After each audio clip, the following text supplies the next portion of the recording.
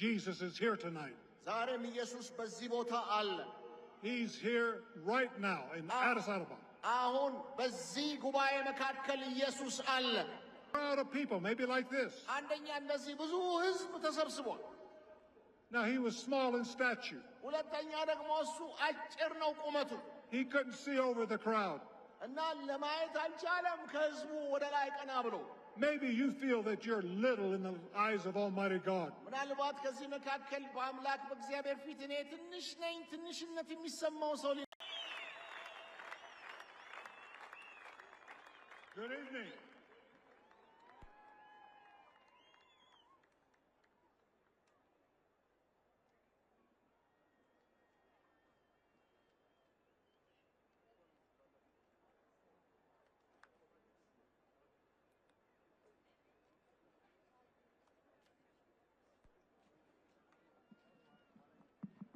Okay, I think that works now. እንደምን አመሻችሁ እንደምን ዋላችሁ Good afternoon. ሰላም ለእናንተ ይሁን What a day we have had. እንዴት አይነት የተባረከ ቀን ነው I want to say thank you to all the musicians. በአምልኮ የመሩንን በሙሉ ላመሰግናቸው ወዳለሁ I was behind the stage watching and listening to everyone. እና ሁሉንም ከኋላ ሆኜ እየሰማኋቸው ነበር I love your music. የእናንተን የአምልኮ ዘዬ እወደዋለሁ I just wish I could sing like you. እንደናንተ በዘምር ምንኛ ደስ ባለኝ I have no music ability. እኔ መዘመር አልችልም In church, ቤተክርስቲያን ውስጥ when we clap, ስናጨበጭብ ከሙዚቃው ጋር I have to watch somebody else so I know when to clap. እኔ ሰው እየኮረጅኩ ነው እንዳላዛባ ማጨበጭበው I have no rhythm. ምንም አይሆንልኝም I want to say thank you to all the churches, ለቤተ ክርስቲያኖች በሙሉ ምስጋናዬን ማድረስ እፈልጋለሁ to the pastors ለመጋቢያን for their support. ለቦርዱ ለብሔራዊ ቦርዱ I want to say thank you to the General Committee, the executive leadership, ለበላይ ኤክዚኪዩቲቭ አመራሮች በሙሉ በቤተ ክርስቲያን to the ushers and counselors. ለዲያቆናት ለካውንስለሮች And I want to say thank you to all the security personnel. እናም ደግሞ ጸጥታ ላስከበሩልን የደህንነት አካላት ሁሉ ምስጋና ይድረሳቸው And as you leave this afternoon, እና ይሄ ፕሮግራም አልቆ ሁላችን ወደ የቤታችን ስንሄድ as you pass a police officer or a military person, say thank you. የጸጥታ አካላትን ፖሊሶችን ስታገኙ በየመንገዱ እያመሰገናችኋቸው ለፉ And say, God bless you. እግዚአብሔር ይባርካችሁ በሏቸው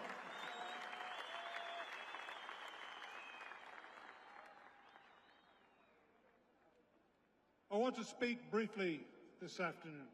ዛሬም እንዲሁ አጠር ያለ መልእክት አካፍላችኋለሁ I want to talk to you about how you can have peace with God. ከእግዚአብሔር ጋር እንዴት መታረቅ እንደሚቻል ነው ውስጣችሁ ነፍስ አለ ዓለም ስትሆን ወይ መንግሥተ ሰማይ ናት Or it's going to be separated. ወይም ከእግዚአብሔር ተለይታ ነው ዝንተ ዓለም ዘላለም In hell. በገሃነም You have a soul. ውስጥህ ነፍስ አለ And there are many of you here this afternoon, you're in danger of losing your soul. እዚህ ያላችሁ ብዙዎቻችሁ ነፍሳችሁን ልታጡ ትችላላችሁ ይሄ ትልቅ አደጋ ነው What should you give in exchange for your soul? Let's look tonight at the man in the Bible who was close to losing his soul. ዛሬ ከመጽሐፍ ቅዱስ ነፍሱን ሊያጣ ጫፍ ደርሶ ስለነበር ስለ አንድ ሰው እናያለን And we're going to read in the Gospel of Luke.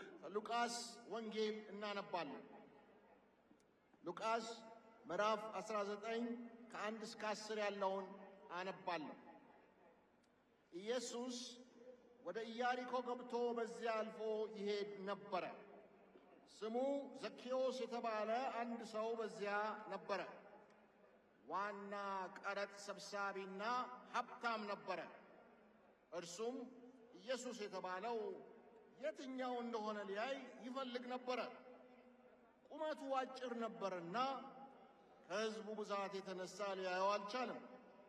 ኢየሱስ በዚያ መንገድ ያልፍ ስለነበርም ሊያየው ወደፊት ሮጦ አንድ ሾላ ዛፍ ላይ ወጣ። ኢየሱስም ከዚያ ቦታ ሲደርስ ቀና ብሎ ዘኬዎስ ሆይ ዛሬ አንተ ቤት መዋል ይገባኛልና ፈጥነህ ውረድ አለው። እርሱም ፈጥኖ ወርዶ በደስታ ተቀበለው። በዚያ የነበሩ ሰዎችም ይህንን አይተው ከኃጢአተኛ ቤት ገብቶ ሊስተናገድ 4 እጥፍ አድርጌ እመልሳለሁ አለው።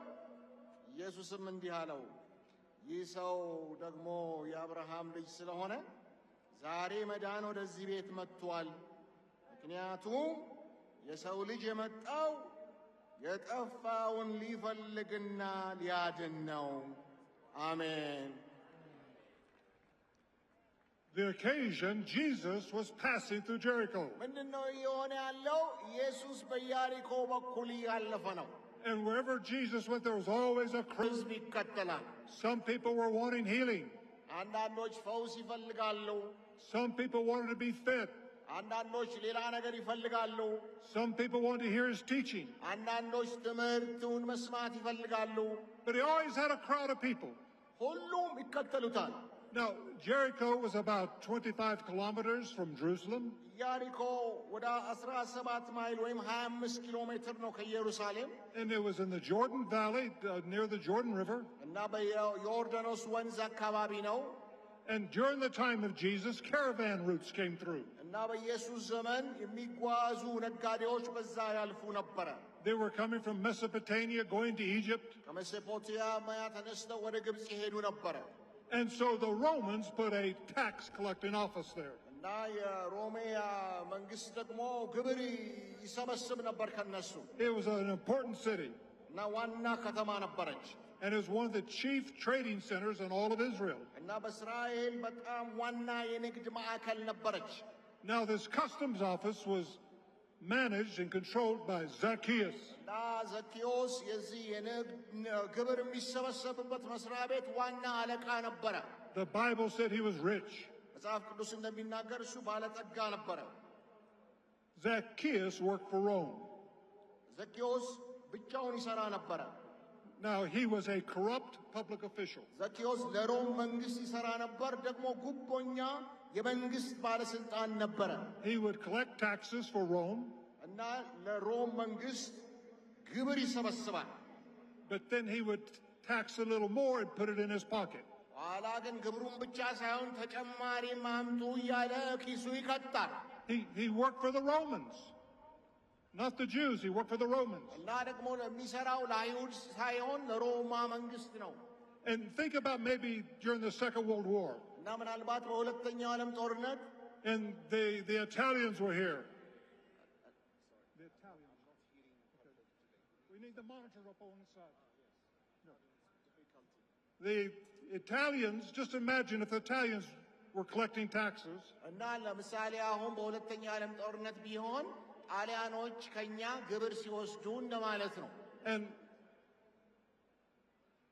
one of your Ethiopians worked for the Italians. እና ከእናንተ ከኢትዮጵያውያኖች መካከል አንዱ የጣሊያን ቅጥረኛ ቢሆን ኖሮ Collecting taxes. እና ለጣሊያን ግብር አምጡ ቢላችሁ That person would not be very popular. ያንን ሰው ማን ይወደዋል? So he was hated by his people. ስለዚህ የገዛ ህዝቡ የሚጠላው ሰው ነው። Nobody likes a corrupt public official. ጉቦኛ ባለስልጣንን ማን ይወዳል? He cheated. ያጭበረብራል፣ He lied. ይዋሻል፣ He was a thief. ሌባ ነው። He sinned against his fellow man. እናም ደግሞ በፍጹም የተጠላ ሰው ነው። But Jesus was passing through Jericho. ኢየሱስ ግን በኢያሪኮ እያለፈ ነበረ። And Zacchaeus just wanted to see who Jesus was. እና ዘኬዎስ ኢየሱስን ማየት ፈልጓል። He didn't want healing. ፈውስ አይደለም የፈለገው፣ He didn't want to be fed. ምግብ አይደለም የሚፈልገው። He just wanted to see who Jesus was. በቃ ኢየሱስን ማየት እስቲ ሊየው ነው ነገሩ። So he wanted to go to Jesus. ስለዚህ ወደ ኢየሱስ መጣ። And tonight, I'm going to give you an opportunity to come to Jesus here tonight. እና ዛሬ ማታ እድል ሰጣችኋለሁ፣ ኢየሱስን ለማየት እድል ሰጣችኋለሁ።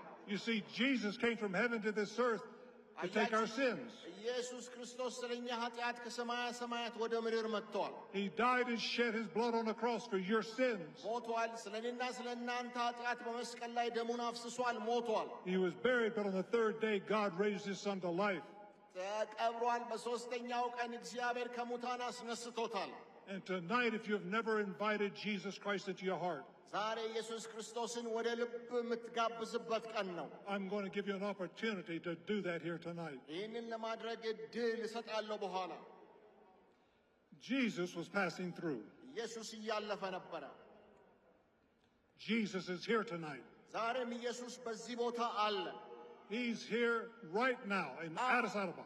አሁን በዚህ ጉባኤ መካከል ኢየሱስ አለ። So he wants to see who Jesus is. ስለዚህ ዘኬዎስ ኢየሱስን ማየት ፈልጓል። But there was an obstacle. ግን ብዙ እንቅፋቶች ገጥመውታል። A crowd of people, maybe like this. አንደኛ እንደዚህ ብዙ ሕዝብ ተሰብስቧል። Now he was small in stature. ሁለተኛ ደግሞ እሱ አጭር ነው ቁመቱ።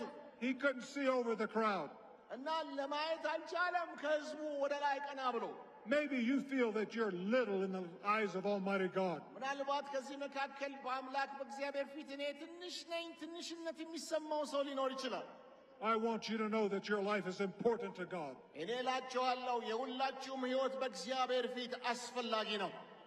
Your life is important. ሕይወትህ ለእግዚአብሔር ጠቃሚ ነው። God loves you. እግዚአብሔር ይወድሃል።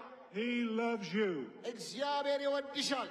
He loves you. እግዚአብሔር ይወድሃል። And you say, how do you know that, Franklin? እንዴት አወቅክ ብትሉኝ The Bible says that God so loved the world መጽሐፍ ቅዱስ እግዚአብሔር ዓለምን ሁሉ ወዷልና ይላል። that he gave his only son, ብቸኛ አንድያ ልጁን እስኪሰጥ ድረስ ነው ዓለምን የወደደው። that whoever believes on him shouldn't perish but have everlasting life. በሱ የሚያምን ሁሉ እንዳይጠፋ የዘላለም ሕይወት እንዲኖረው ይላል መጽሐፍ ቅዱስ። Now, what are the obstacles preventing you from coming to God tonight? ምንድነው ወደ ኢየሱስ እንዳንመጣ ዛሬ እንቅፋት የሚሆንብን ምንድነው? What's preventing you from coming to Jesus Christ by faith? ዛሬ በእምነት ወደ ክርስቶስ እንዳትመጪ የሚከለክልሽ ነገር ምንድነው? Sin. ኃጢአት ነው። Sin blocks the way. ኃጢአት ነው መንገዱን የዘጋብህ። All of us are sinners. ሁላችን ኃጢአተኞች ነን። All of us have sinned against God. ሁላችን በእግዚአብሔር ፊት ኃጢአት አድርገናል። You say, but Franklin, what do you mean by sin? ፍራንክሊን ኃጢአት ሲሉ ምን ማለትዎት ነው ብትሉ The world is changing. ዓለም እየተለወጠ ነው። God's laws don't change. እግዚአብሔር አንዳንድ ለውጥን ይወዳል። They're the same yesterday, እግዚአብሔር አይለወጥም። ትላንትም፣ today, ዛሬም፣ tomorrow, ነገም forever. ለዘላለም እግዚአብሔር ያው ነው፣ አይለወጥም። His laws stay the same. እሱ ሕጉም አይለወጥም። Well, what do you mean by lying? Lying is a sin. ለምሳሌ ውሸት ኃጢአት ነው። Stealing is a sin. መስረቅ ኃጢአት ነው። Have you ever taken anything that didn't belong to you? እንዴት ነው የሰው የሆነ ነገር ወስዳችሁ ታውቃላችሁ? Oh, something small. አይ ብዙም አይደል፣ ትንሽ ነገር ነው እኮ የወሰድኩት። You're guilty. ያው ሌብነት ነው። All of us have broken God's laws. ሁላችንም ኃጢአትን አድርገናል። We're all guilty. ሁላችን ጥፋተኞች ነን። There is no one that has kept all of God's laws. ይህንን ሕግ የሚያመልጥ ማንም የለም።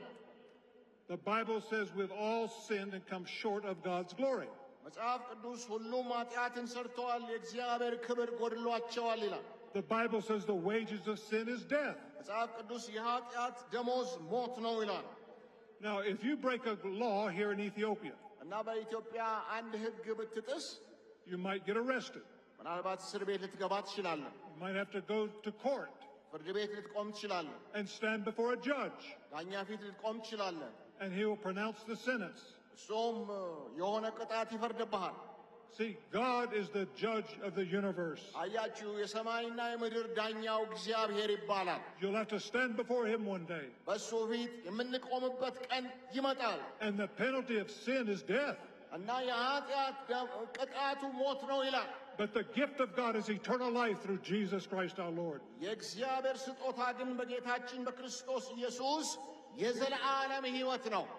Even if you've kept every law, you're still guilty. When God created the first man and woman, they disobeyed God. And that disobedience is sin. And sin infected the entire human race. The whole human race is under a death sentence from God.